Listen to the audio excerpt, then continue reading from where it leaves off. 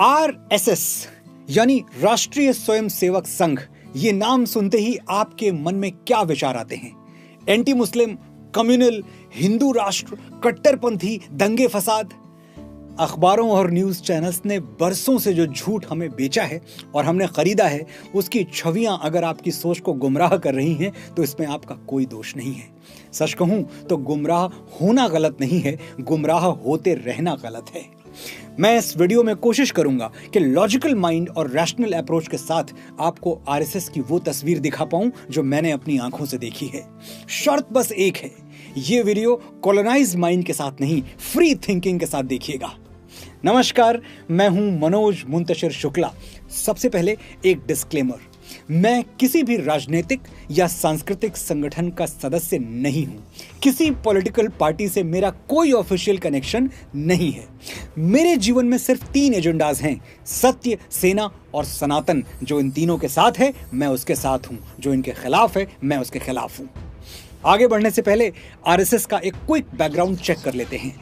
27 सितंबर 1925 विजयदशमी का दिन था जब डॉक्टर केशव बलिराम हेडगेवार जी ने नागपुर में आरएसएस की स्थापना की थी। सिर्फ 5 लोग इस शुरुआत में उनके साथ थे। डॉक्टर हेडगेवार के बारे में एक किस्सा सुना था जब मैं नागपुर गया था। 1905 में अंग्रेज सरकार ने वंदे मातरम गाने पर बैन लगा दिया था। सिर्फ 3 साल बाद 19 बरस के केशव राम ने अपने विद्यालय में पूरे जोर शोर से वंदे मातरम गा दिया। प्रिंसिपल ने कहा, माफी मांगो या रेस्टिकेशन लेटर तैयार है।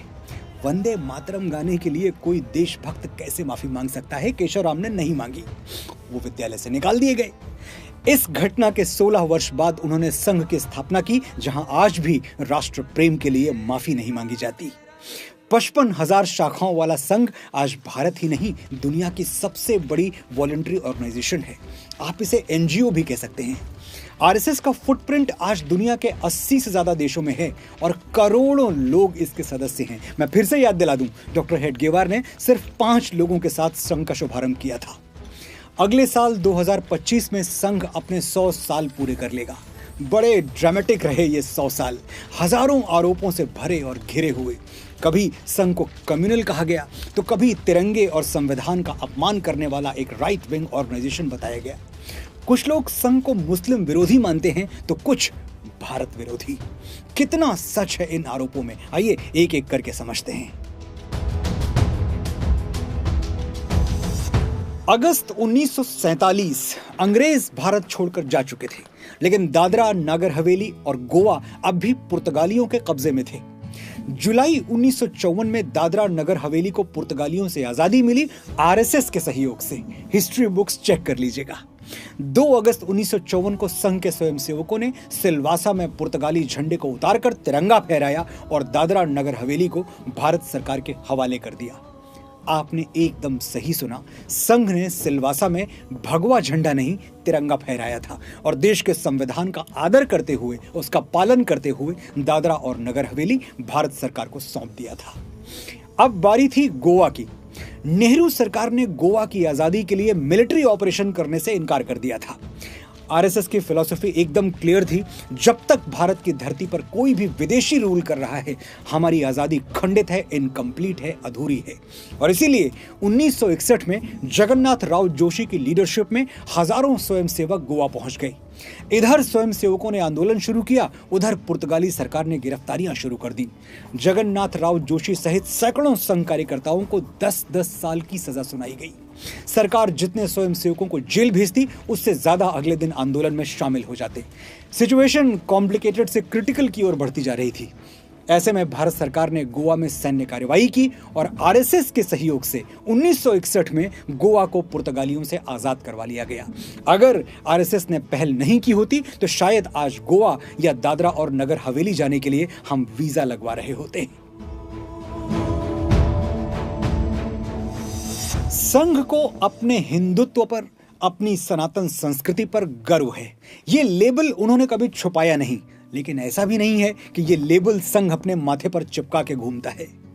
गर्व से खुद को हिंदू कहने का अर्थ इस्लाम या किसी और रिलीजन, कम्युनिटी या एथनिसिटी को छोटा बताना या उसका विरोध करना कैसे हो गया? हम जिस देश, वंश, धर्म में जन्म लेते हैं उस पर गौरव होना नेचुरल है। एक छोटे से एग्जाम्पल से समझते हैं। मैं दुनिया में सबसे ज्यादा इज्जत अपने माता पिता की करता हूं, लेकिन इसका यह मतलब तो नहीं कि मैं आपके माता पिता को छोटा समझता हूं या उनके विरुद्ध हूं। मेरे मन में सबके लिए बराबर सम्मान है, लेकिन पांव छूने की बारी आई तो सबसे पहले मैं अपने माता पिता के पांव छूने आगे बढ़ूंगा।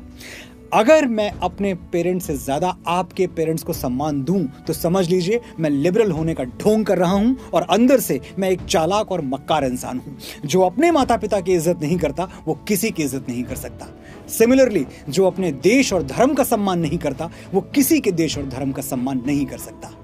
संघ इस झूठे लिबरलिज्म से खुद को दूर रखता है, गर्व से खुद को हिंदू कहता है और इसीलिए अक्सर मिसअंडरस्टैंडिंग का शिकार हो जाता है। अपनी स्वार्थ सिद्धि के लिए संघ पर मुस्लिम विरोधी होने का आरोप लगाने वाले बड़ी आसानी से यह फैक्ट अनदेखा कर देते हैं कि संघ के करोड़ों कार्यकर्ताओं में एक बड़ा हिस्सा मुस्लिम स्वयंसेवकों का भी है। आरएसएस ने बार बार ये कोशिश की कि इस देश के लाखों राष्ट्रवादी मुसलमान एक मंच पर आए और इसीलिए 2002 में राष्ट्रीय मुस्लिम मंच एस्टेब्लिश किया, जो आज देश के लाखों नेशनलिस्ट मुस्लिमों को रिप्रेजेंट करता है। सरसंघ चालक आदरणीय श्री मोहन भागवत जी कई मौकों पर कह चुके हैं, मुसलमान भारत का एक अहम हिस्सा हैं और मुसलमानों के बिना भारत की कल्पना नहीं की जा सकती। जिस संस्था का चीफ ऐसा स्टेटमेंट दे उसे मुस्लिम विरोधी कहना सही है या गलत है, ये मैं आपको नहीं बताऊंगा, आप खुद समझदार हैं। इंटेलेक्चुअल्स को हमेशा ये डर सताता रहा कि आरएसएस एक दिन भारत को हिंदू राष्ट्र बनाकर ही छोड़ेगा। उनका ये डर कितना लॉजिकल है, ये जानने से पहले आपको देश, राष्ट्र और राज्य का अंतर पता होना चाहिए। Country, state and nation are not the same. देश एक भौगोलिक, एक जियोलॉजिकल एरिया है जिसकी एक सर्टेन बाउंड्री होती है। राज्य एक पॉलिटिकल एंटिटी है जिसके अपने नियम, कानून, कायदे होते हैं। लेकिन इन सब से अलग राष्ट्र एक सांस्कृतिक पहचान, एक कल्चरल आइडेंटिटी है जो देश की सीमा और संविधान से कहीं आगे है, उसके परे है। इसे ऐसे समझिए, अगर अमेरिका के कैलिफोर्निया में कोई हनुमान चालीसा पढ़ रहा है या ऑस्ट्रेलिया के सिडनी में कोई ओम जय जगदीश हरे गा रहा है तो इसका मतलब हुआ कि भारत राष्ट्र की सीमाएं अमेरिका से ऑस्ट्रेलिया तक फैली हुई हैं। तो एक बात साफ साफ समझ लेनी चाहिए कि हिंदू राष्ट्र कोई बनाने की चीज नहीं है जो आरएसएस बनाना चाहता है। भारत हमेशा से एक हिंदू राष्ट्र था, है और हमेशा रहेगा। इससे ना किसी को डरने की जरूरत है ना घबराने की। ये तो हुआ पहला फैक्ट। दूसरा इससे भी ज्यादा इंपॉर्टेंट है। आरएसएस के समर्थक और विरोधी दोनों मानते हैं कि संघ देश में यूनिफॉर्म सिविल कोड यानी समान नागरिक संहिता का सबसे बड़ा पक्षधर है, क्योंकि संघ के बेसिक एजेंडे में यूसीसी आज से नहीं पिछले 70 सालों से शामिल है। यूसीसी का मतलब क्या है? देश के सभी सिटीजन्स के लिए एक जैसे नियम कानून, हिंदू, मुसलमान, पारसी, ईसाई, बौद्ध, जैन, सब के लिए सेम लॉ। और ये लॉ वही है जो कॉन्स्टिट्यूशन में लिखा है। आरएसएस ये नहीं कहता कि देश गरुड़ पुराण से चलेगा या आज से मनुस्मृति ही कानून है। एक देश एक कानून, मैं आज तक नहीं समझ पाया कोई इसके खिलाफ कैसे हो सकता है। अभी पिछले दिनों कुछ लोगों ने बड़े विश्वास के साथ संघ वालों को अनपढ़ घोषित कर दिया। ये आरएसएस को छोटा करने का एक चालाकी भरा प्रयास था। चलिए फैक्ट चेक करते हैं कि संघ की बागडोर कितने अनपढ़ों के हाथों में रही है। संघ की स्थापना किसने की? श्री केशव बलिराम हेडगेवार एमबीबीएस थे। अगले सर संघचालक श्री लक्ष्मण वासुदेव परांजपे एमबीबीएस, फिर गुरु गोलवलकर बीएससी एमएससी एलएलबी, गुरुजी के बाद मधुकर दत्तात्रेय एलएलबी, फिर रज्जू भैया बीएससी एमएससी पीएचडी, के सुदर्शन बैचलर ऑफ इंजीनियरिंग और वर्तमान में श्री मोहन भागवत जी वेटनरी साइंस में ग्रेजुएट। अनपढ़ कौन से गोला से आए हो भाई? मैं तो प्रार्थना करूंगा कि पूरा देश ऐसे ही अनपढ़ हो जाए। वैसे आरएसएस वाले 3 विषयों में अनपढ़ हैं, ये मैं भी स्वीकार करता हूं। झुकना, दबना और डरना, इन तीनों सब्जेक्ट्स में इनके नंबर 0 हैं। बाकी राष्ट्र धर्म का पर्चा बांट दीजिए, 100 में 100 आएगा। कुछ फैक्ट्स बताता हूं, ध्यान से सुनिएगा। आजादी के बाद कश्मीर के महाराजा हरि सिंह भारत के साथ विलय को लेकर असमंजस की स्थिति में थे। इधर हमारी सरकार भी हाथ पे हाथ धरे बैठी थी। ये वो समय था जब कबायलियों के भेष में पाकिस्तानी सेना लगातार कश्मीर में घुसती जा रही थी। सरदार पटेल कितने बड़े विजनरी थे ये आप मेरे बताने से तो जानेंगे नहीं, इट्स एन ओपन सीक्रेट। सरदार को विश्वास था कि अगर महाराजा हरि सिंह को कोई समझा सकता है तो वो हैं गुरु गोलवलकर, जो संघ के दूसरे सर संघ चालक थे।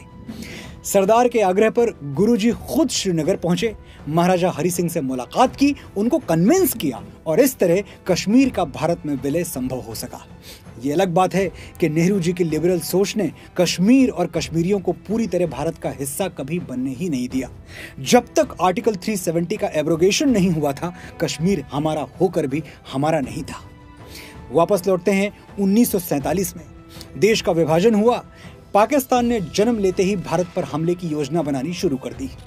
हमारी सेना शूरवीरों से भरी हुई थी, लेकिन हमें और पहरेदारों की जरूरत पड़ी। संघ के स्वयंसेवकों के पास ना तो कोई मिलिट्री ट्रेनिंग थी, ना कॉम्बैट एक्सपीरियंस, फिर भी वो निडर होकर सीमा की पहरेदारी करते रहे। और जब पाकिस्तानी सेना ने सीमा लांघने की कोशिश की तो एक एक स्वयंसेवक चट्टान की तरह खड़ा हो गया, जान दे दी